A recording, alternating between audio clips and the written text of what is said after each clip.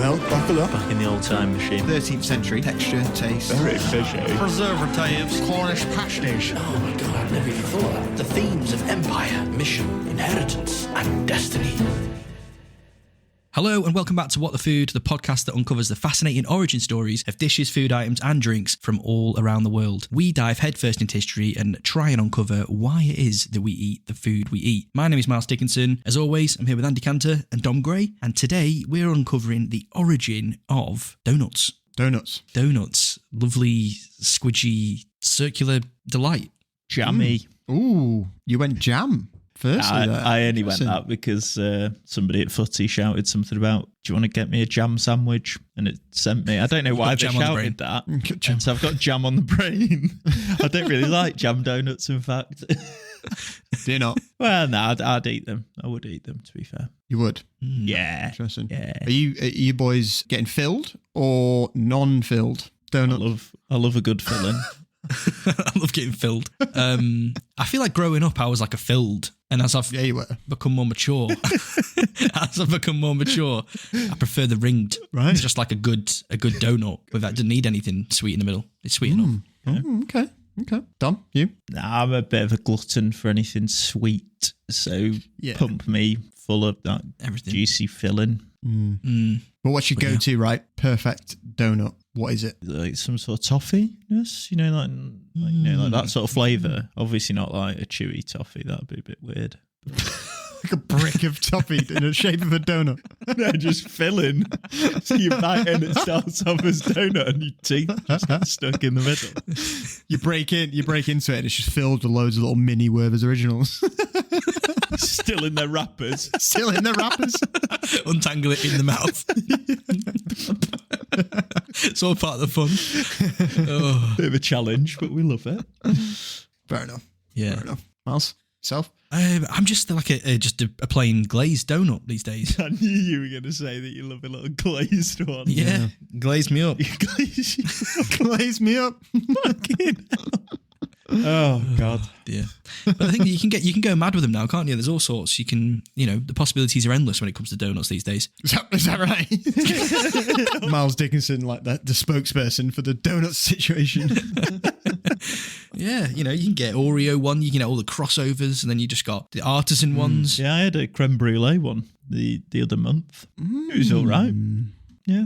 Interesting. I'm not going to say where I got it from because they've not sponsored us, but it's all right. Have you seen those people that are like coming out of fasting that are like bulking that now get those Krispy Kreme original glazed and like get like a pile of like 10 of them and then squish them down into like one thing and eat it? Absolutely outrageous. No way. I've seen multiple people do this. Is it like becoming a thing? What, get like a 12-pack of donuts and then just squash it down? Yeah. And they put it all in one big thing and they squish it all down into one and then eat it. And it's like because they're trying to get as many calories in as they can. Wow. Madness. Effective, I bet. It's an expensive way to do it though, isn't it? Buying a full box of Krispy Kremes and then just push them all down into one. Yeah, there's got to be better ways. They're not cheap. Not cheap at all, are they? No.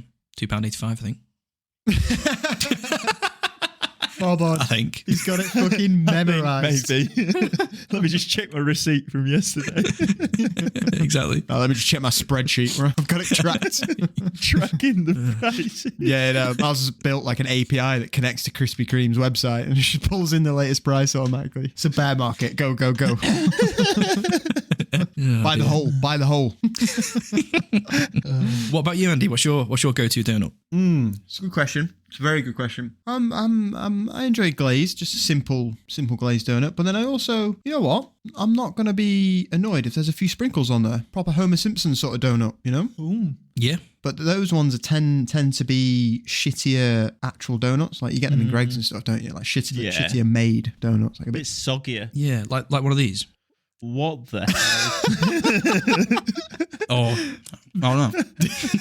He's had that ready to go. That's outrageous. How have you controlled yourself for like the 7 minutes that we've been there? It's just like Homer Simpson's one, isn't it? Outrageous. Yeah. Very dry, that. Very dry. Oh God, he's going to die. He's going to die. Why is it dry? How long have you had it out for? I got it today. It's one of the Sainsbury's Home. That's why I know that the proper ones are £2.85 because it was at my price range. So I was like, nope. But yeah, just like Homer Simpson, right? Yeah. No, spot on. Yeah. Well, you're going back for another one, even though it's dry. That's the thing with donuts, though. Even when they're shit, they don't roll nice. Oh, dear. No, this is bare dry. Yeah, get that moist. So I'll need a minute. Yeah, you lead us in. Let him get himself together. Yeah. As Mal's rightly said, today we've got a hole in our regular programming as we explore the sugary, circular world of the donut. We're talking about the glorious confection that's been the downfall of many a diet and the hero of many a morning meeting. These rings of fried dough have a history as rich and layered as their most extravagant fillings. From the simple sugar dusted. I wanted to say sugar dosed. Like Toast the sugar up. Toast up on sugar. No, from the simple sugar dusted to the decadently glazed, Miles' favourite, donuts have a past that's worth exploring. That's exactly what we're going to do today. Yeah, I mean, it's quite an interesting history for the donut. We're going to come across some very interesting characters, very interesting outlooks on life and kind of what they've done with the donut. It's very cool. I managed to find some really cool interviews and quotes from various people that are involved with it, so we'll get to hear from them a bit later. We'll sift through the centuries from the humble beginning of the donut to the rise of its kind of cultural and world dominance, I suppose. But it's much more than just a tasty treat. It's a symbol of innovation, a testament to the sweet side of human ingenuity. And perhaps, I think, probably most importantly, it's like a universal sign of comfort, I feel like everybody likes a donut. I don't think I've ever met anybody that doesn't like a donut. Yeah. There's a type of donut for everyone. Yeah, exactly. Grab your coffee, tea, or chocolate milk. Dominic, looking at you. Oh, I've got a carton of it waiting for me in my fridge as it happens, actually. I will never forget that day when we went to Morrison's and you bought, it was a six-pack of donuts. No, it was 24. Was it 12? It was one of those big trays. Yeah. Chocolate ones. Yeah, and a 2-litre bottle of chalky milk. And a 2-litre bottle of chalky milk, and you poured the chalky milk into a bowl, like a pasta bowl, and then proceeded to dip the donuts into the chocolate milk.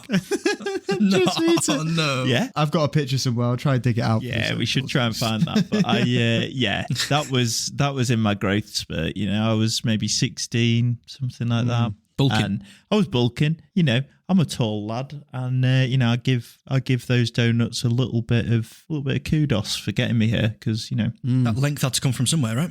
Yeah. It did. Shame it didn't go to your knob. Hey, how do you know that? How do you know? Come on now. Come on now. Lads. My mum and dad listen to this, for God's sake. Very uncouth, Miles. Very uncouth. Sorry.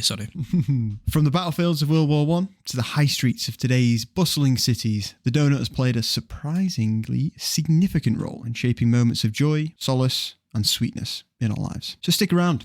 Stick around as we glaze over nothing and sprinkle you with facts, stories, and perhaps a few bad puns in this episode dedicated to the deliciously complex world of donuts. Wow, that was a great intro. Thank you very much. Yeah, that's it, actually. It's the end of the episode. Cheers, guys. Thanks for listening. You've had your fill. Now fuck off home.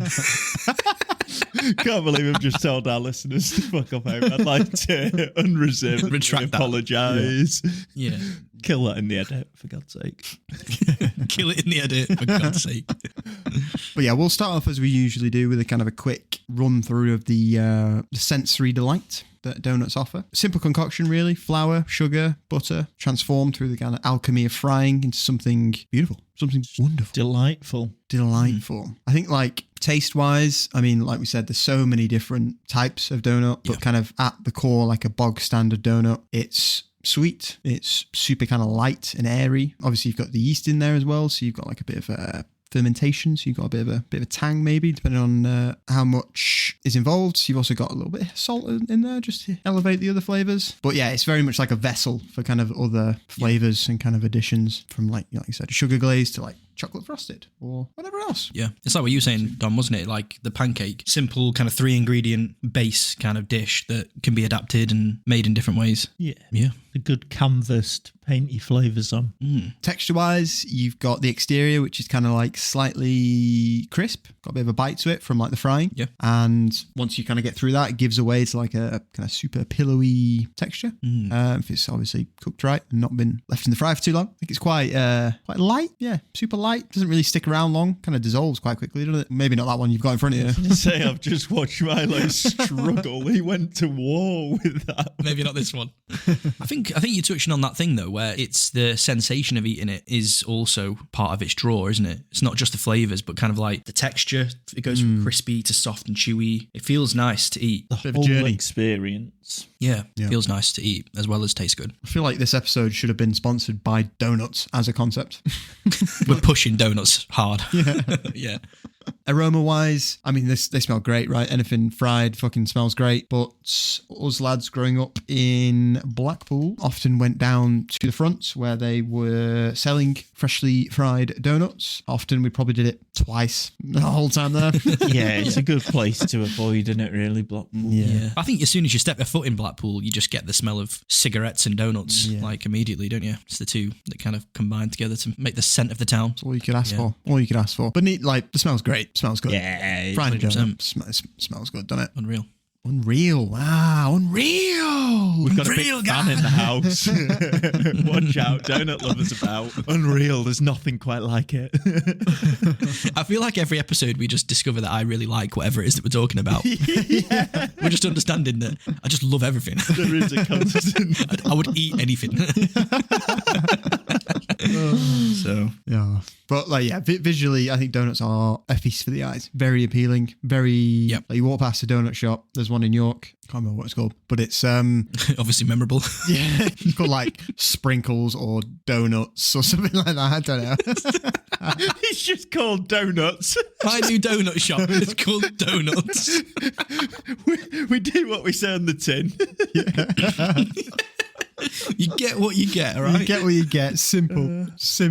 It's called Donuts. I can't remember what it's called. That's great. Oh man, that's funny. But they put all their donuts obviously right by the front window. It's called dough-eyed. That's it. Dough-eyed. Yeah, I was almost there. I mean, barely. It's got dough in the name. But yeah, it's true. It's like they're all presented quite nicely, aren't they? They can be decorated quite elegantly sometimes. Yeah, they're eye-catching. Yeah. Bright colours. And I got Caddy's birthday cake from there. It was made out of donuts. Oh, lovely. Yeah, it was good. Very good. But they just look great. And you can do loads of things with them. You can make them look completely different. And like we said, so many different toppings and things like that. They're just an invitation to indulge, I would say. Absolutely. Oh, go on then. So, I mean, as we embark on our journey through the donuts storied past, keep these sensory experiences in mind, I think. We'll kind of walk through how the donut is elevated from a simple treat to a cultural icon. And we'll just enjoy it, It's not just a piece of fried dough. It's a symphony of senses. It's a culinary masterpiece. It's as rich in flavour as it is in history. All I can say to you lads is by all means enjoy it, but enjoy it by being disciplined. Wise words. You're right. So our doughy journey begins not in a 20th century American diner, but possibly as far back as ancient civilizations. We seem to always do this. We seem to always navigate back to those pesky Greeks and audacious Romans. It's all got to come from somewhere, though, isn't it? It's, foods are just, as Marco Pierre White would say, just refinements over time. It all started as the same few ingredients, but refinement. That is my decision. It's my decision. God, I love that, man. These history books only go back so far, and they usually lead us back to these ancient civilizations who just messed about with very simple ingredients, threw stuff together, try to figure out what works, what chemistry does for us with food. And it's from there that everything's born. I'm really enjoying these hand movements that you've got going on. Yeah, he's channeling his Marco Pierre White. Yeah, for the audio listeners, I've never really seen Miles kind of speak with his hands before. No, it's the sugar that I've had from this fucking donut. It's very dry. Yeah, but full of fucking sugar. Oh dear. I'm off my tits. Glucose is high, not Low. Blood sugar. Let's have the rest of it while we're here. Come on. Yeah, go on, see it off. God, don't be leaving that little bit. Get that down Come on. as well. Right, come she's on. done. Oh, She's yes. done. Go on. Well done, Legionnaire. Well done. Milo. Milos. Chickenopoulos. Milos Dickinopoulos. And his donut shop. Well, they wouldn't be called donuts in the Grecian times. They would be called Loukoumedes. Loukoumedes. Doesn't roll off the tongue. I did for them, probably. I don't speak Greek. Yeah. Ancient Greek. So probably fair. Loukoumedes. Yeah, something like that. They've actually got a long history. They're not quite donuts, what we think of as modern donuts, but they're kind of a fried dough, which is essentially what donut is. But they've got a long history. Dates back to the first ever Olympic Games. Ooh. They were actually one of the original awards given to the champions of Olympic Games, which debuted in 776 BC. Wow. We know this because a Greek poet called Callimachus wrote about them. The first They were the prize. They were the prize, yeah. The first mention of kind of Loukoumedes in this pastry or dessert is from his work, and he refers to them as honey tokens. Wow, that's a nice name for it. Yeah, it's quite cool, isn't it? And they are the first donut or the first dessert documented in human history ever. It's a claim to Wow. fame. Impressive. Yeah. And with them being called honey tokens, was it honey that was sweetening them? Exactly right. Yeah. Yeah. And like, I know they're not donuts in like the modern sense, but they kind of laid the groundwork. Yeah. for the, You got to start somewhere. Fried dough. Yeah, exactly. We're actually in an Olympic year this year. I wonder if they'll give them donuts when they win this year. I just think athletes nowadays just take it so seriously that they just wouldn't even go near a donut, would they? Grow up. They just take a bit of HGH and said, Yeah. You know. cheers, Lance. Cheers, Lance. And you won ball. Well done. Had cancer, mate. Probably not, actually, because he came out and said that it wasn't, I think, in the end, or that it was caused by his steroid use. Because You think? steroids make your balls shrink, don't they? I don't know, never. Well, never have I. But you don't just know. know. I mean, look at me. I'm not massive. But it's just like a well-known thing, isn't it? Oh, I knew it shrinks your balls. I didn't think it just got rid of one. Well, no, but... I didn't think one just climbed out and just left. just said, you know what, I've had enough of this shite. I'm the one that's meant to be doing the testosterone around here. No, but, you know, if you're causing a bit of a change, then, you know, you may be more likely to get your body to kick off. I don't know. I'm not a doctor. Can we stop talking about balls and get back to donuts? Yeah, how we got from Olympics to balls. God knows. It doesn't take long with three lads, does it? Storied little tale there. Oh, you know. Oh, dear, dear, dear. The donut, as we begin to recognise it today, starts to take shape with the Dutch in the 17th century. So we've kind of fast forwarded quite a bit now, but it really starts to take shape then. 17th century with the Dutch. It's the Dutch settlers that brought with them to New Amsterdam, which is now called... What is it New called? York. Well done. But yeah, with them, the Dutch settlers brought a delightful concoction known as, this is going to be hard work because the Dutch language is shit. Oil. Sorry, Mark. Sorry, Mark. My friend Mark listens, and Okay. we're always knocking. I love the Dutch language. It's so easy and complex to understand. It's just, it rolls off the tongue, just like this word. Oilekokkenen. Yeah. I said it too quick. Slow yourself down. Dutch is just English, isn't it? But like you got a potato in your mouth when you're talking. That's how you manage it. Okay. Try it. Get a potato. Go get a potato. Go on. There you go. See? Perfect. So it translates to oil cakes, is what they're called. So yeah, Mark, just send us a little voice note of how you say oil cakes in Dutch, and then we'll just we'll edit that over what I said, and then it'll be perfect. Good idea. These oil cakes were kind of balls of sweetened dough, which were then fried. So these are balls?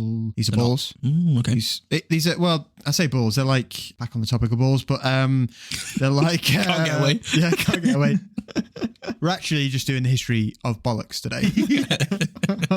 They're like, I say balls, but they're like a bit denser than balls. I don't know, fucking hell. Yeah. A bit It's bigger. dough balls. Dense dough balls. Yeah, they're not like, I don't know, like cake pops style kind of small things like that. I don't know why that was the first ball-shaped thing I could come up with, but... Cake pops. That's so like 2023, 2024.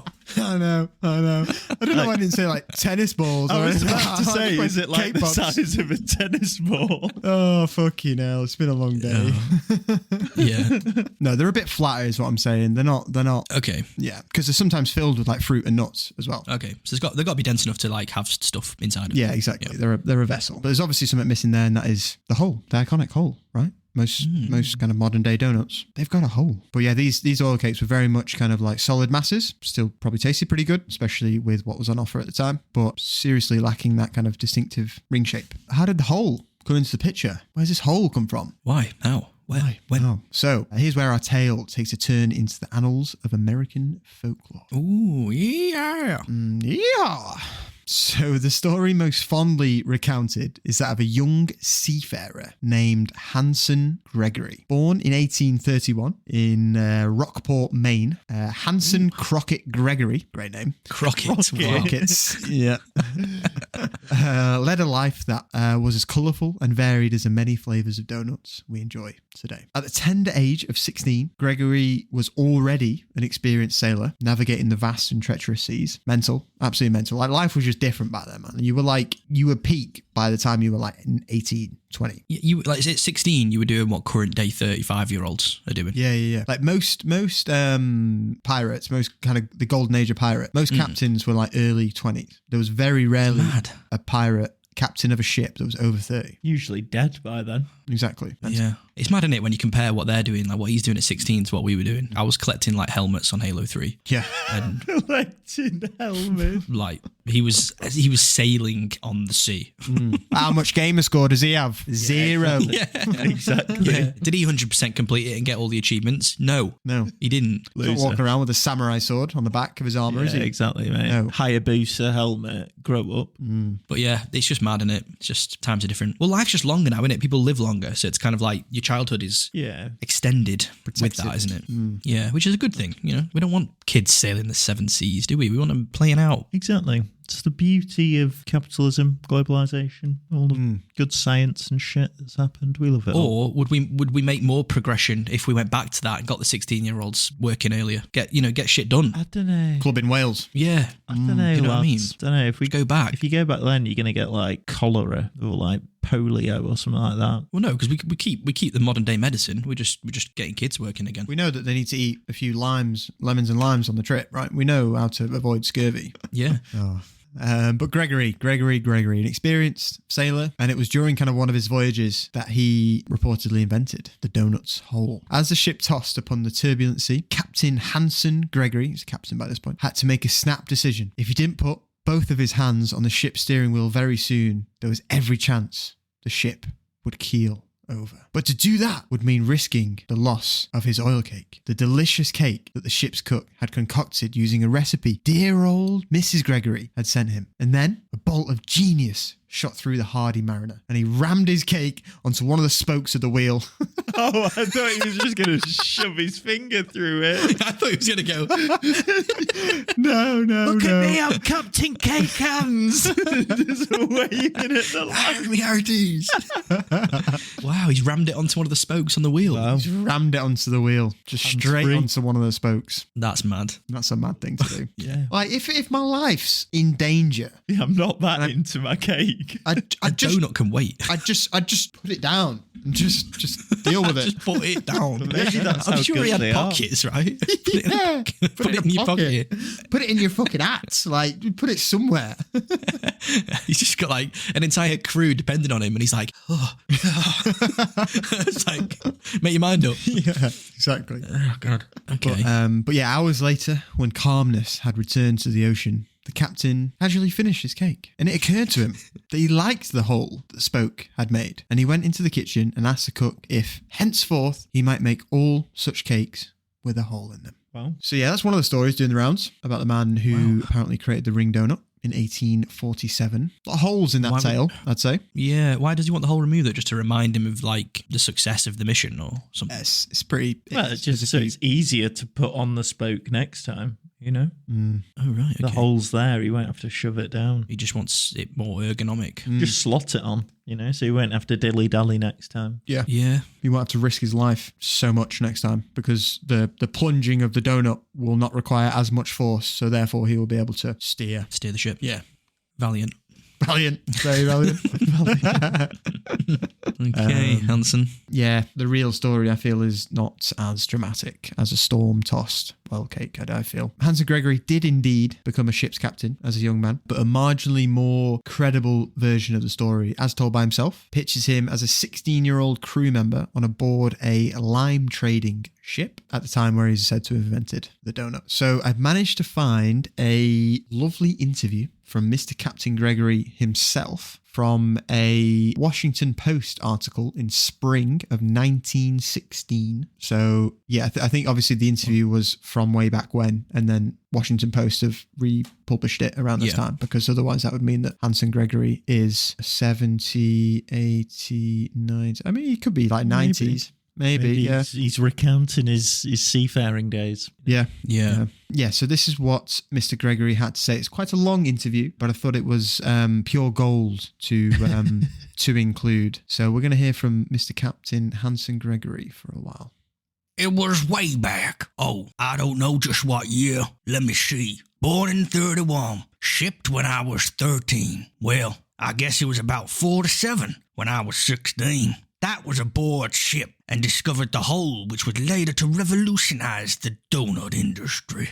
Now in them days, we used to cut the donuts into diamond shapes and also into long strips, bent in half and then twisted. I don't think we called them donuts then. They was just fried cakes and twisters. Well, sir, they used to fry all right around the edges. But when you had the edges done, the insides was all raw dough. And the twisters used to sop up all the grease, just where they bent, and they were tough on the digestion. Well, I says to myself, why wouldn't a space inside solve the difficulty?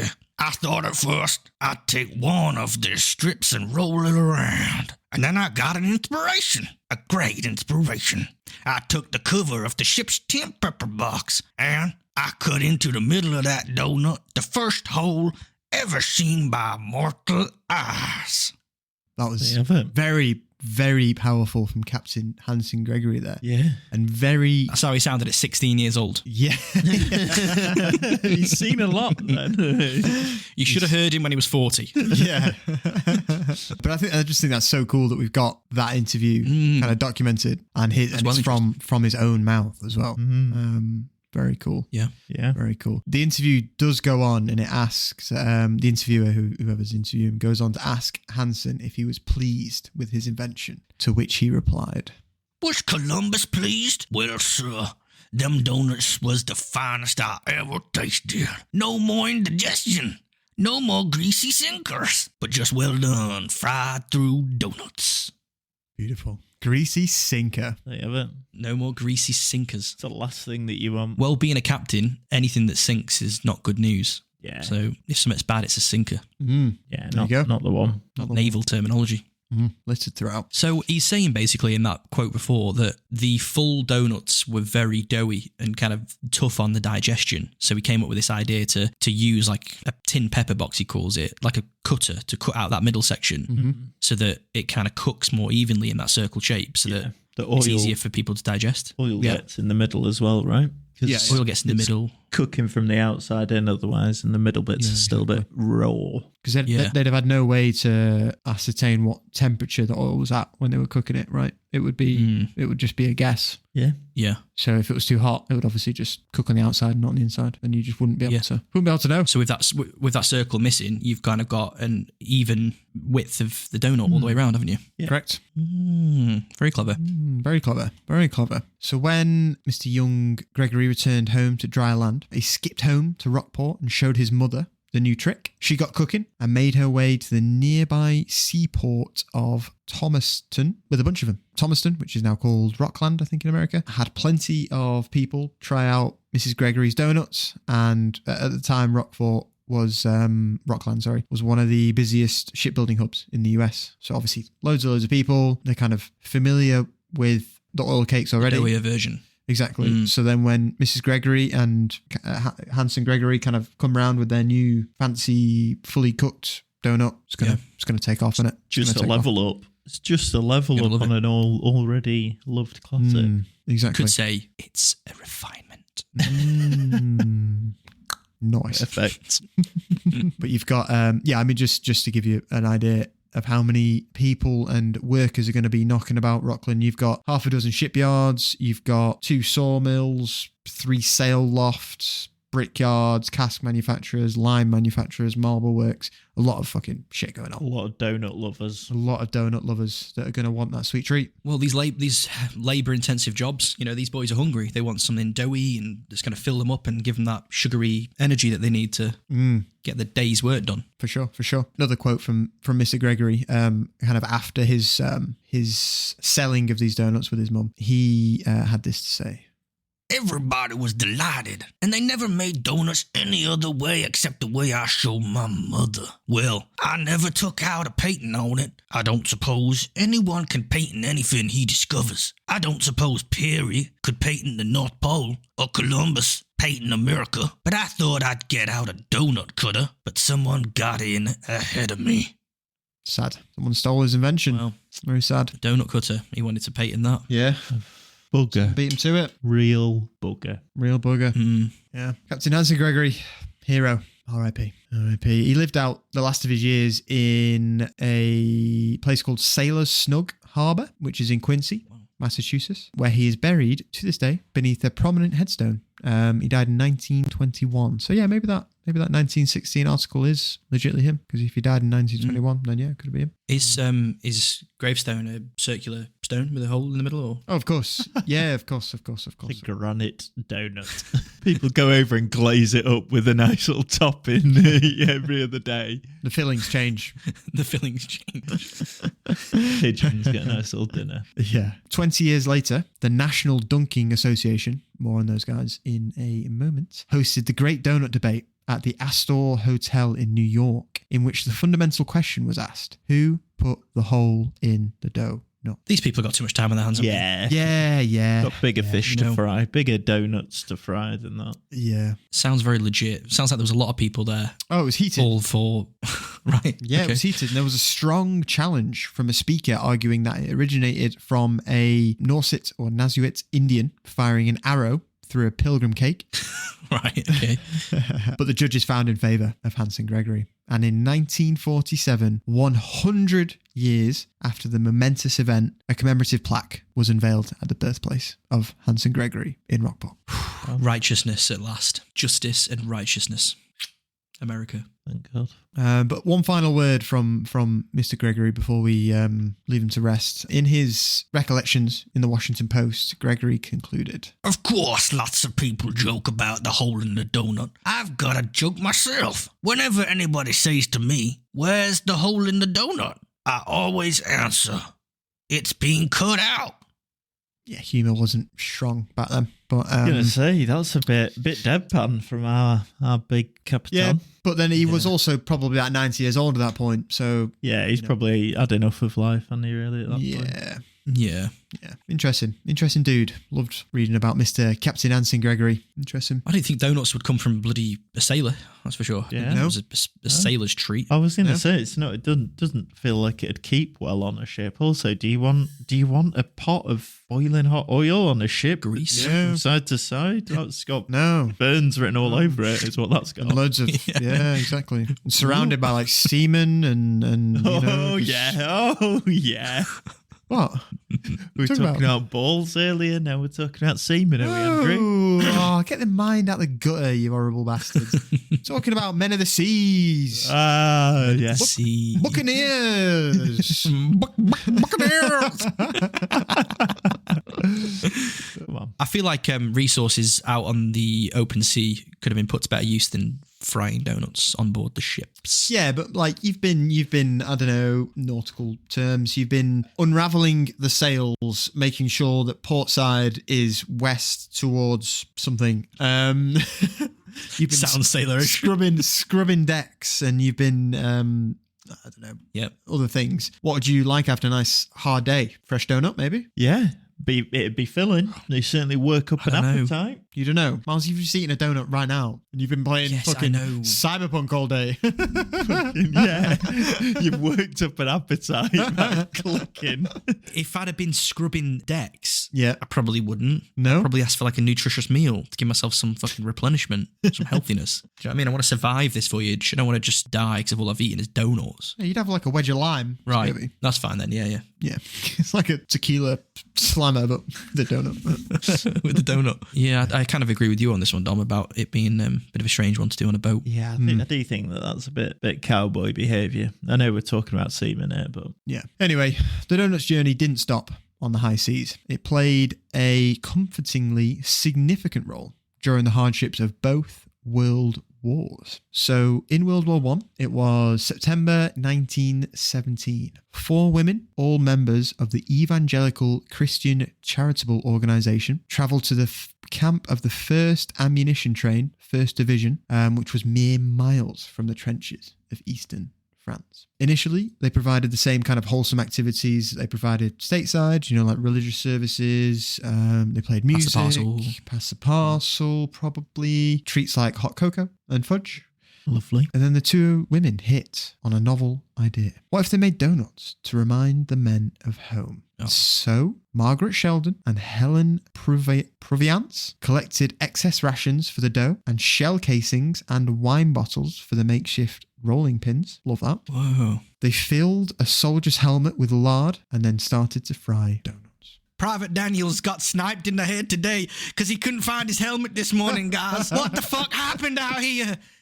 I got no fucking idea. It wasn't me. Oh dear. Yeah. Donuts over safety. Donuts over safety. Yeah. Yeah. Later, they did improve their fried creations by combining an empty condensed milk can with a narrow tube that could kind of make cutter that was like the true shape for donuts, like the hole in the middle. But as you can imagine, obviously during the hardships and horrendous fucking time of World War I, the treats were an immediate hit and really kind of cemented like the armed forces relationship with donuts and the girls that served them, as we'll come on to later. But one soldier whose letter was reprinted in the Boston Daily Globe wrote, "Can you imagine hot donuts and pie and all that sort of stuff served by mighty good looking girls too?" Your American accent is just on point. It's brilliant. It's good every time. But you can imagine how powerful this was. They've had a horrendous day in the trenches or on nomad, whatever. They've just had a really horrendous time. Been away from home. They're eating like packet food. They're adding like water to these kind of like ration packets, aren't they? MRE rations. Yeah, exactly. So to have this kind of like really lovely home comfort kind of arrive, I bet it was really nice. Really uplifting. Really uplifting. In one day, they managed to find kind of what they made in a single day. So they made 2,500 donuts, 8 dozen cupcakes, 50 pies, 800 pancakes, and 255 gallons of cocoa by a single woman with another woman serving it. Oh my God. And that's all done in the helmet? No. General Peterson, there's a direct correlation between headshots today and the amount of fucking donuts these 2 women have been making. We're gonna lose this war. What the fuck's going on? They're just killing them. Just killing loads of soldiers making these donuts. Yeah. There won't be soldiers to feed the donuts too if they keep doing this.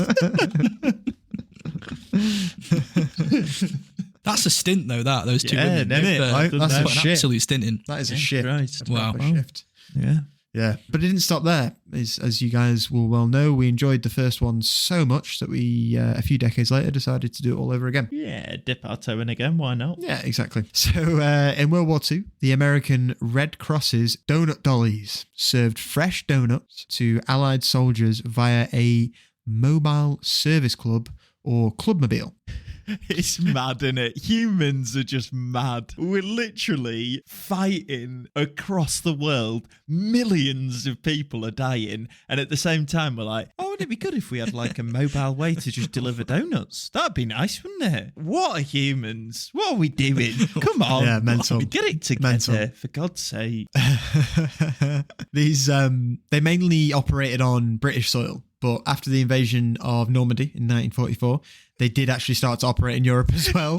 How just imagining D-Day landing and one of those landing crabs. The thing goes down and out drives a van. Anything from the trolley, dear? I've got jam-filled donuts. Who wants them?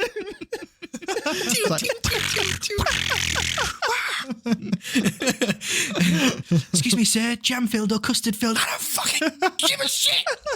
I just want my fucking helmet back. I just want to see my family again. Fuck off. Oh, God. Bloody hell. Bloody hell. These one of the flaps coming down. no. So donut carts. this is gonna make it better. So the actual mobiles that they used were single decker English Green Line buses.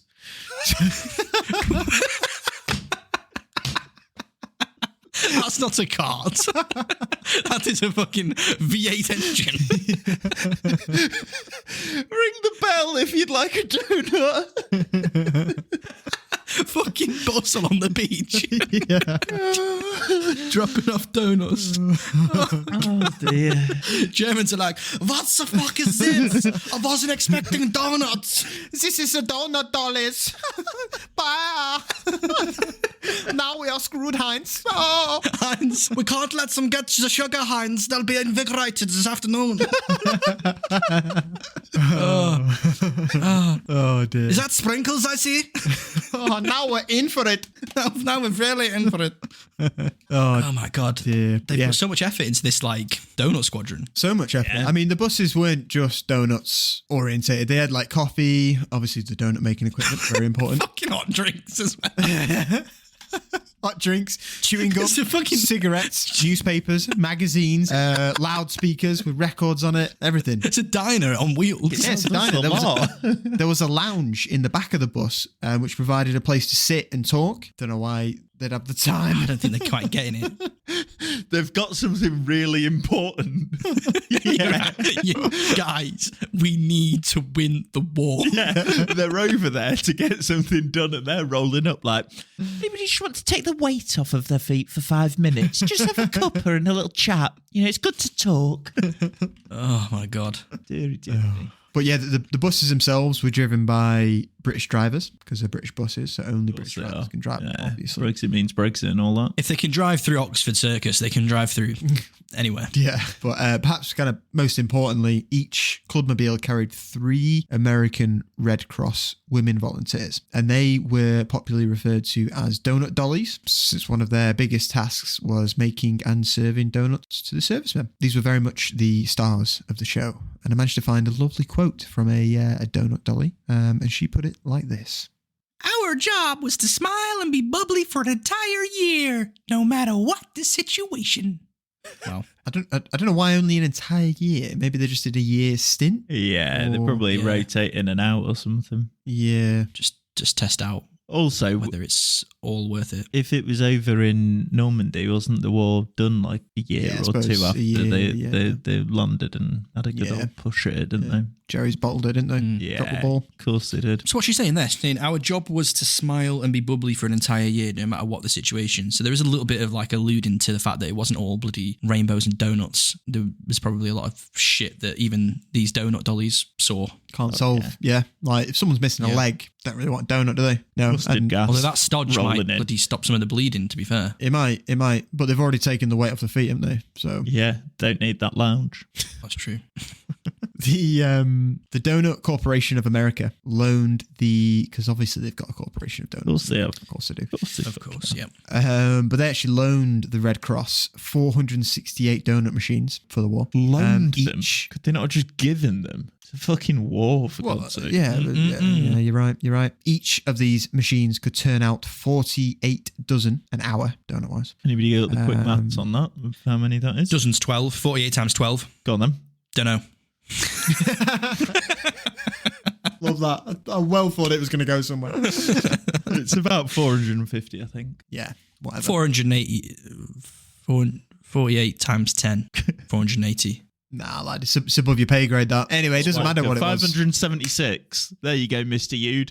Fuck you, mate. Called me retarded in year 8. You bastard. You fat, horrible boy. Look at me now. There's so much anger there. Sorry, I've got a bit of trauma there. He called you a retard. And Yeah. We were doing, like, that's so outrageous, right? But yeah, we were doing homework and it was like, do like page 60 and I did page 59 and I said like... you were doing homework. Why was it at your house? No, the next day we're in school and he's like, right, everybody open up to page 60. And I put my hand up and was like, I did page 59, not 60. I must have misheard you or whatever it was. And he just turned around in front of the whole class and just went, are you retarded? And I hated it. Wow. Because I was just a young man. I think I just said, no, I don't think so. I'm just dyslexic unless you count that as retardation. I didn't say that. Well, that's not good teaching. But yeah, 576, a lot of doughnuts. And fuck Mr. Yude. Right. Yeah, cool. Cheers for the therapy, lads. Yeah. No, it's all right.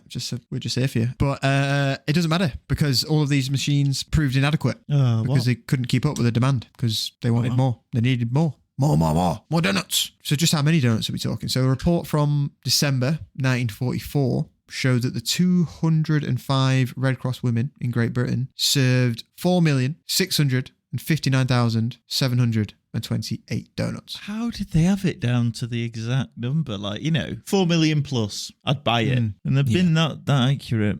I'm doubting them. Yeah, but it's British keeping though, isn't it? British record keeping. I think we're pretty good at that. Yeah. But yeah, I think obviously they're so they provided obviously a taste at home for the troops there, but I feel like they also really kind of solidified the donut's place in American heart and culture. By the time the soldiers returned home, the donut was kind of not just a treat; it was like a symbol of like warmth, comfort, kind of American. This got us through. Resilience, exactly. This is what helped us get through, Exactly right. And also cheap to make, especially just like a plain donut. It's quite easy to mass produce that for an army, isn't it? Yeah. Like we said, those 3 simple ingredients, you can kind of churn out big batches of them. Yeah, no, for sure. So yeah, I mean... Fuck yeah, America! As the donut rolled through the corridors of time, it didn't just travel, it transformed, gathering a spectrum of flavours, styles, and kind of cultural significance along the way. From obviously Hanson Gregory's innovative whole to the global phenomenon it's become today, the donut has proved to be a canvas, as we said earlier, for kind of culinary creativity and kind of like reflection of the changing tastes and textures of kind of the world. It's no longer just a sugar dusted donut or just plain fried. You've got a plethora of fillings today, and toppings, fruit jams, jellies found their way into the hearts of donuts, custards and creams, all sorts. Whatever you want, you can get it in a donut. I managed to find a study from reputable source, it's YouGov, it's from March 2020. Okay. In the UK, what type of donut do you think comes out on top?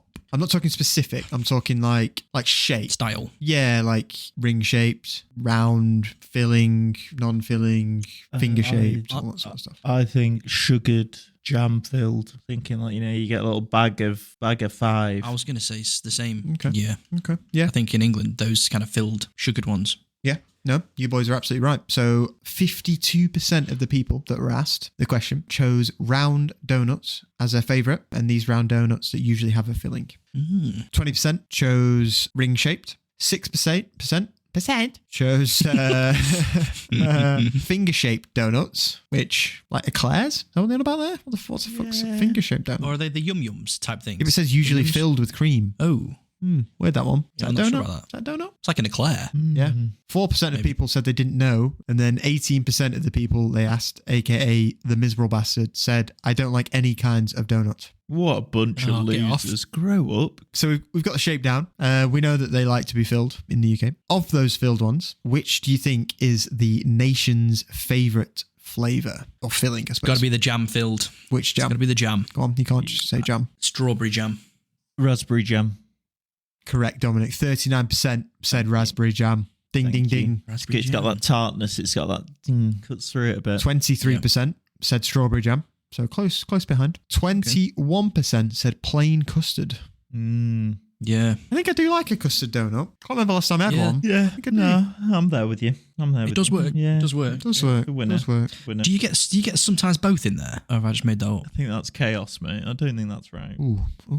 Yeah. That's a madness, that, man. I'm not sure about that. No, you can't be right. That's not going to keep well. Well, like a peanut butter and jelly one would be great. Imagine that filled in a donut.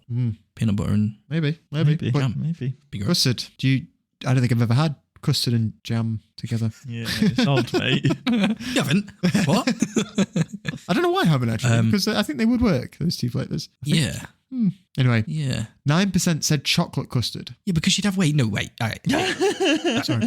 He's not done fantasizing yet. Because Yeah. you'd have custard with a warm raspberry pie or a warm strawberry crumble. It took a second. You know, you'd have custard with those fruity flavours in other dishes, albeit warm, but you'd still merge the two in other things. I don't think I've ever had a strawberry crumble or I made that raspberry up then. That's pie. not a thing. Yeah, I think both of those two things that you said, I've never eaten. I said strawberry and then tried to think of a dessert that was warm with strawberries. Strawberries. Then I don't think they exist. But yeah, I don't know. I'm just going to stand my own ground there. Yeah, And just say, no, guys, I think it will work. Okay. All right. Continue. Okay. Sorry. I'm doing me today. Yeah, no. Quite right. Right, I'll finish this quickly. 6% said another type of filling, and the image here is of an apple and some lemons. So apple filling donut, like an apple sauce, maybe. Yeah, All right, like an apple pie kind of filling. Lemon cream, not really about it, to be honest. No. I want it in my donut. No, don't. Bit of cinnamon with your apple one. Bit of cinnamon. It doesn't say that. Brown sugar. I don't think they asked that question. Miles, can you stop making up flavours now? It's getting out of hand. Just like an autumnal special. I don't know. Anyway, Andrew. Anyway, I'll crack on. I'll dart back to the history quickly. I think it'll be good to talk about how the donut machine came along, kind of revolutionized things a little bit. So in America, in kind of the 1920s, 1930s, obviously after the First World War, you've got a kind of a newfound love for donuts. And the first donut machine did not come until 1920 in New York City, when Adolf Levitt, who was an enterprising refugee from Tsarist Russia, he began selling fried donuts from his bakery. He got hungry theatre crowds pushing him to make kind of a gadget that he could use to churn out the donuts quicker. Because obviously they had a show to get to, they wanted a donut before the show or to take into the show, and he was doing it all by hand, cutting them by hand, frying them by hand. I was going to say, at this point, they're still manually cutting the holes out of each one. Right. Yep. And they're busy waiting for the donuts, missing fucking Shrek the musical. Like they need the donuts quick. Also the wastage, you're cutting out that bit. What's happening with that little bit? It's probably getting thrown away. You're wasting that precious dough. If you can find a solution, doesn't waste that middle bit, then you're making bigger profits. Yeah. It's all about the money. Well, these machines grew more and more refined, and the idea spread, obviously. So by 1931, the New Yorker was whispering to its readers the following. We could tell you a little bit about a donut making place in Broadway. Donuts float dreamily through the Grace Canal in a glass enclosed machine, walk dreamily up a moving ramp, and tumble dreamily into an outgoing basket. Why did it start off like New Yorker and then went some sort of Londoner or something? Yeah, I know. It got fucking merged there, didn't it? The hand movements were just guiding you, weren't they? We could tell you a little bit about a donut making place in Broadway. I think it's dreamily is the word that breaks you. Yeah. Dreamily. The first take. Dreamily. The first take was great. We'll stick with this. We'll stick with that. You get what you get, don't you? You get what you get, and you give what you get. So he's explaining that this new machine, it has the donuts kind of... He loves the word dreamily, actually, doesn't he? He says it 3 times. He does. But the donuts float dreamily through a grease canal in a glass enclosed machine. Then they walk dreamily up a moving ramp and tumble dreamily into an outgoing basket. This man dreams about donuts. Yeah, we've all kind of seen these machines, haven't we? Even in modern day, they all kind of follow this same routine. Yeah. A Frenchman named Joe Lebu made his way up from New Orleans to Kentucky. Unfortunately, the hard times led Joe to sell his secret recipe, which was written out longhand on a slip of paper, and the name Krispy Kreme to a local store owner named Ishmael Armstrong, who hired his nephew, Vernon Rudolph, and put him to work selling the treats door to door. Krispy Kreme. Wow, there it is. Is that the? That's the Krispy Kreme. Yeah. Wow. Mad that he had to sell it because times were hard, so he just sold the recipe, sold the name, God. and a young now look at store him. owner. Yeah. Look at him. He'd be... His ghost is looking down on the empire of Krispy Kreme, all these little kiosks selling them for £2.85 each, and he's probably furious. Furious. And he's furious that you chose Sainsbury's own brand over his lovely cream.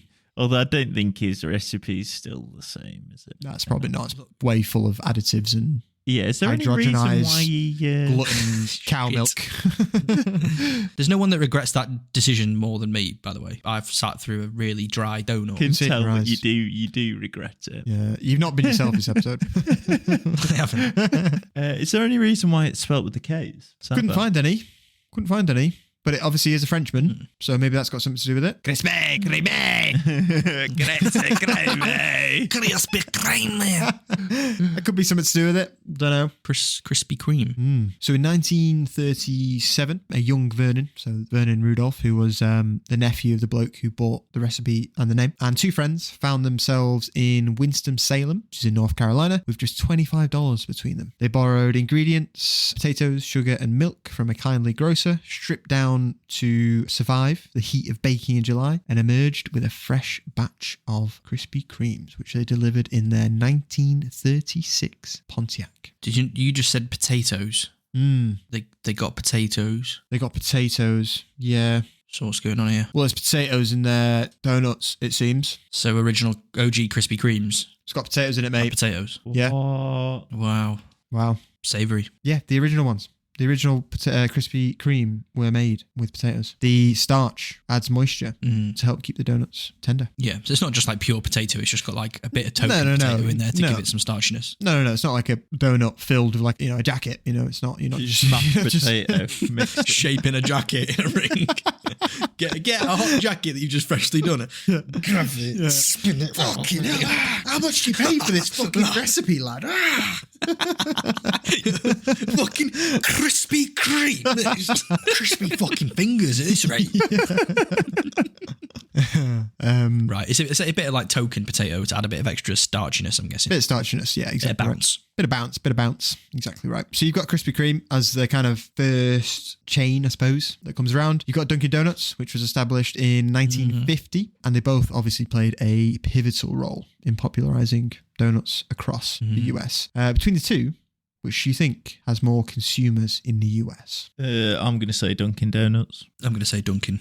You're absolutely bob on, boys. So a Statista study in 2020 stated that Dunkin' Donuts had 63 million consumers, whereas Krispy Kreme had just 46. That's like Dunkin' basically has the entire population of the UK just eating this shit. It's mad. Yeah, it's mental, yeah. This notion of dunking your donuts in your coffee, I've never really got on board with. No, you should do it in your bowl of chalky milk. Well, there is that. Yeah, I don't know. Americans dunk a lot of donuts in coffee, don't they? And that's where kind of dunking, the name comes from, doesn't it? I just don't know about that. I think you may be getting the wrong donut in your head for dunking. Like you'd go with just a simple plain donut. That is what you dunk. You wouldn't dunk a filled donut you're not doing a glazed sprinkled donut. No, or a glaze. Not getting all your detritus in your coffee. No, it's like some people dunk croissant in the coffee, right? What I mean. Yeah. Ooh la la. Yeah. Maybe I'm just realising I don't dunk stuff in my drinks. Do you know, Rich, they dunk a little bicky? I've seen you dunk a hobnob. Yeah, don't act all high and mighty. I guess I do with tea. Yeah, I do sometimes dunk a biscuit in my tea. Really? Leave the Americans alone. Turns out I'm a British hypocrite then, eh? Yeah. But yeah, donut. I just can't imagine getting a donut and just putting it in a coffee. Well, no, but think about it. When you were eating yours before, what were you complaining about? Too dry. You big idiot. Get it together. So maybe if I'd had a coffee then with that, it would have been all right. Yeah. Yeah, maybe. Well, here we are. I've got to try it before I knock it. Yeah, exactly. Well, these establishments introduced the masses to a variety of donuts, from glazed to chocolate frosted, sprinkled with nuts, adorned with colourful sprinkles, you name it, they had it. And the donut shop quickly became like a staple of American culture, a place where anyone could enjoy the simple pleasure of a fresh, hot donut accompanied by a cup of coffee. Are Americans having donuts for breakfast? Yeah. Or they do, don't they? Because it's a lot of sugar for breakfast, that. Reason it's the home of obesity. Yeah. But I mean, it's the same, don't know if it's like for like, but it's probably a similar level of sugar as a bowl of cereal, I would imagine. Which you would like any kind of frosted cereal. Like especially American cereal as well, which is I think maybe a bit more sugar based. Okay. Yeah, it is pretty wild for us to think about, I feel. And yeah, as the kind of donuts' popularity soared, so did the creativity of those who made them. In the latter half of the 20th century and early 21st, you've got the rise of gourmet donuts, featuring unexpected ingredients like bacon, matcha, and even some few hitey-tighty people with gold leaves, things like that.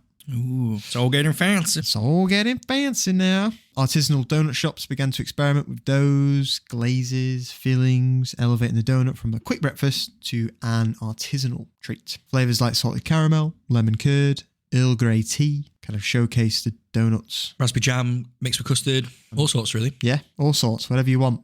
Whatever you want. Now, I'd like to. I feel like we've explored the history of the donut. We've kind of deep dived into the origins and kind of seen it through time. I'd like to circle back to finish off this episode by taking a deep dive into the National Dunking Association, or the Doughnut Corporation of America. This is some wild shit, boys. Is it going to be more wild than the Cornish Pasty Association? That's what I'm saying. Yeah, I feel like I stumbled upon like a Freemasons kind of guild.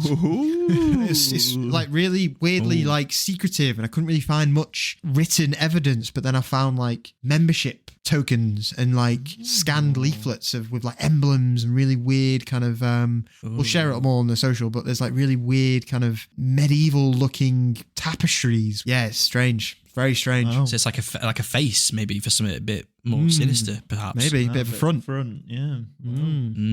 Okay. So the Doughnut Corporation of America was founded during the interwar years by Adolf Levitt. You recognize him because that was a bloke who we talked about earlier, who invented the donut making machine. He saw potential in the donut business, and he invested in the development of his kind of automatic donut machine that he then sold to independent shops. And in 1925, he began offering kind of standardized mixes for the machines. And he had little fun trade names for the machines, such as Downy Flake and Mayflower.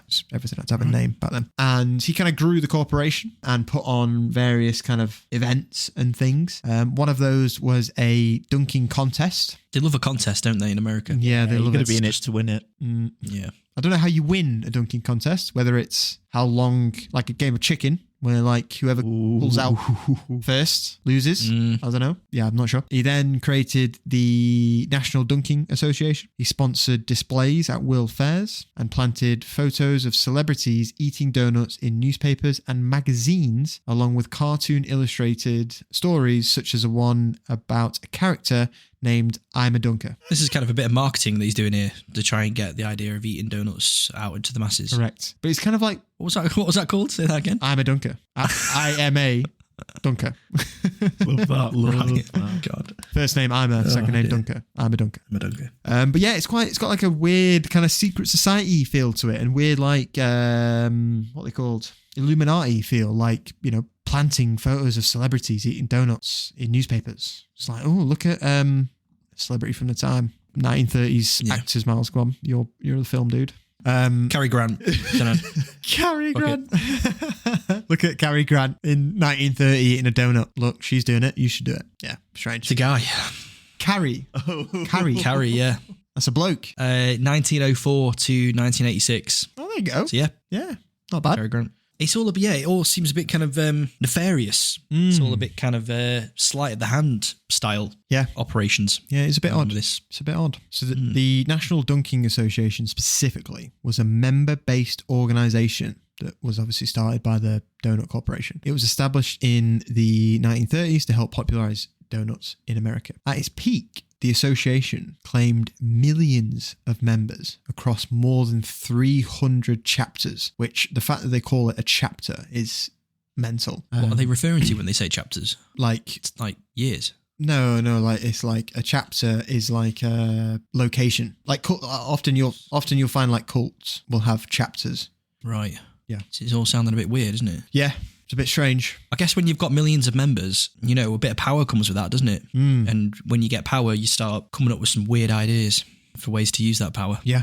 Even if you are or were initially A donut association. Doughnut association, exactly. But yeah, they had all sorts of members, famous actors, athletes, political figures, people of all ages. All ages were encouraged to be a dunker. So the members of the National Dunking Association were encouraged to eat donuts using the official dunking rules. And there was a step-by-step method outlined by the organisation themselves. And the lighthearted rules kind of referred to dunking donuts as a sport and instructed members to break their donuts in half before swishing them rhythmically in coffee, cocoa, tea, or milk. This is why America is always at war, because the people need something to do. If there's no war, they're doing shit like this. No, you're right. They've got nowhere to direct their education, their time, their effort, their passion, their finances. Got no direction to put it in. No. And they start making these fucking societies with rules on how to dunk your fucking donuts into your coffee. You're right. And it's just people that are bored out of their mind. Getting back on the front lines and in the trenches is what I say. Brilliant. So yeah, I did actually manage to find 2 pamphlets. So we'll finish on this now, but I managed to find 2 pamphlets from the organisation. One is I think it's like a bit of an advertisement, maybe, and the other propaganda, yeah. And the other one is the National Dunking Association's rules for dunking. Right. The first one is a little bit easier to read just because it was obviously scanned in by someone who was competent, whereas the other one, not so much. But the first one, I'll share it with you guys just so you can see it, and then I'll read it out for the listeners as well. So it's in that document there, right at the bottom. There should be the 2 last pages. So the first one, it's got a massive headline at the top that just says "Dunk a donut and be merry." And then you've got like a little bit of a ribbon which says the Optimist Creed, which is odd. Yeah, that's weird. And then you've got how do you describe that image? Wow, yeah, it kind of looks almost like a gravestone or something. Maybe it's like a pillar. What that? Wow, yeah, it does sound a bit culty, doesn't it? As you ramble on through life, brother, whatever be your goal, keep your eye upon the donut and not upon the hole. It's like a riddle or something. Right. And then you've got, next to the gravestone, either side, you've got 2 men dressed in like clowns or something, maybe? No, I don't know what they are. They're wearing like old kind of Victorian, like jesters. Yeah, jesters. Yeah, like poofy leg things. And then the one on the right's holding a donut, like a normal donut, and then the one on the left's just got like a ring. Yeah, no, he's got it's like, how big of a hole dare you have? This is weird as hell. Strange, isn't it? Mate, what is going on here? So below that, the actual kind of advertisement, you've got the National Dunking Association. This is all just in text. The National Dunking Association respectfully requests all members to observe the official dunking rules. Splashing is taboo. Any member caught getting his fingers wet will be subject to suspension. With that, we wish you happy dunking. And when you dunk, we will be sure you dunk donuts, identified by the official seal of tested quality for delightfully delicious and winningly wholesome donuts enjoyed by millions of people. That's so weird. Splashing is taboo. You get a suspension if you do it. Yeah, if your fingers get wet. That's in a bit. Wow. Caught getting his fingers wet. This is odd. We'll share this image on the socials. Wow. Because we need some second opinions on this. We need some answers. Yeah. Weird. So yeah, that advertisement, very strange. And then the next one is like the official rules, which is a bit more wordy. I won't go into everything, but essentially there's 8 rules here. It's pretty lengthy, that. It's not just like do this, do this, do this. It's like a full page spread with really small text. Yeah. No, of course. I mean, very detailed. Very detailed. I'll just quickly run through the different rules. Just I won't run through every kind of bit of text. But first step is tuck a great big napkin under your chin. Love that. Step 2 is break your donut in half. Step 3 is pick up half a donut tenderly between the thumb and forefinger. Step 4 is proceed to swish the donut rhythmically in the beverage with a free and easy movement of the entire arm. Yeah, that's mad, isn't it? The entire arm. Yeah, they've over-egged this a bit, haven't they? Like, they're trying, like, it doesn't need to be this arm. It doesn't. Are they trying to posh it up? Are they trying to kind of get into like the European game? Maybe they, the way of kind of eating maybe a bit more elevated food. They think that by creating like a manifesto with rules, it's going to kind of make it elevated and feel a bit more proper. I don't know. Yeah, it's very strange. I'm clutching at straws here, but it's a rabbit hole, mate. It's a rabbit hole. Step 5 is your donut should be immersed in the drink for exactly 2.5 seconds. I think it says. It's quite difficult to read. I think it's 2.5 seconds. 2.5 seconds, which is very specific. Depends on the donut, brother man. Yeah, right. It depends on the constitution of your donut. Can't be the same time for everything. No. Step 6 is you remove the donut and hold it above the cup and let the excess drops of liquid drip off. Well, it actually says excess drops of liquid drip back. Number 7 is it literally starts a sentence with, and now the sweet climax. You the donut. Surely, are they not just taking the piss a little bit? Like, the way that they've written it is wild. And now wild, the sweet climax, you swerve the donut in a graceful curve towards your mouth and close your teeth fondly over the dunked portion. Like, do you reckon these lads are out there shagging their donuts too? Maybe that's why they put a hole in them. Because it's all a bit too intimate for my liking this. I mean, I love a donut, but these guys love donuts. Yeah, they're invested.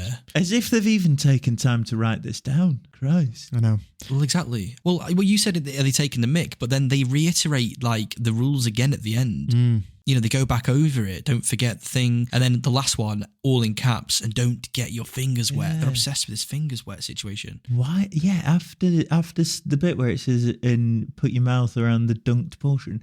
At this point, it is both proper and only human, even for professionals, to close your eyes in ecstasy and smile dreamily. Like, come on! No. This is some of the wildest shit I've seen in a while. Isn't it? I think step 8 is my favourite, is just repeat the above process until all the donuts on the table are simply fond memories. Oh, wow. Oh, my goodness. Let's share this. Yeah, we'll definitely will. Yeah. If they put like a little poem at the end, a little jingle? Dunk. I think so. Yes, dunk. But please take care to keep your fingers in the air. The donut only must get wet, or else it's not good etiquette. Oh, beautiful. Who are these people that created this? Like, they're super high tier weirdos, but they're also, they've got a little bit about them. Pretty good copywriters. If you get your fingers wet, we'll kill your family. You'll never forget. Oh, God. There we have it. Who thought the humble history of the donut would lead us to a potential secret society that nobody else has even stumbled upon? Just us, 3 idiots. And now you, dear listeners. You're in on it too. Yeah, you're marked. You're marked by the Donut Association now. Sorry, guys. Yeah, your family's getting killed too. You won't forget listening to this podcast. Yeah, keep your fucking fingers wet. I mean, dry. Dry. You're trying to kill off our listener base here, mate. Come on. Oh, God. Bloody donuts, eh? Bloody donuts. It's a bit of a roller coaster. I've enjoyed every second. Absolutely. Oh, there we go. Donuts. Something that I thought was just a bloody round bit of dough with a hole cut out. Yeah. Turns out it's much, much more than that. Yeah. Turns out you were wrong. I was absolutely wrong. Wow. We went some places there, didn't we? We did. We went bloody World War I. We went back to America. We did a bit of World War II. With secret societies. We've done machines. Ancient Greece. Ancient Rome. Well, yeah. Dutch. Going back all the way there. Dutch, yeah. All sorts of places. Met some cool cats, some interesting characters along the way. Now we're here. Beautiful. The end of the journey. Marked for death. Marked for death by the Dunkers. Yeah, it's over, boys. Hope you bloody enjoyed it. Oh, well, there you go. I hope you guys enjoyed that one as much as we did. Mm-hmm. Thank you for sticking around and listening. We really appreciate you. Feel free to follow us as well on socials. We're making little video clips now as well that we're putting out onto Instagram Reels and TikTok, so you can follow us over there and see our faces. Send us an email if you want to get in touch at whatthefoodpodcast@gmail.com. Suggest a dish if you want us to cover something and we can give you a shout out. Yeah, if you can give us a rating as well wherever you listen to the podcast, that really helps. And I think that's it. That's all the plugs. Well, yeah, thanks for sticking around again. We really appreciate you. And we'll see you in 2 weeks' time for the next episode. We bloody will. Keep your fingers bloody dry. Whatever you do, don't dunk them. Keep them dry. Cool. Bye-bye. See you next time. Bye, guys. Bye.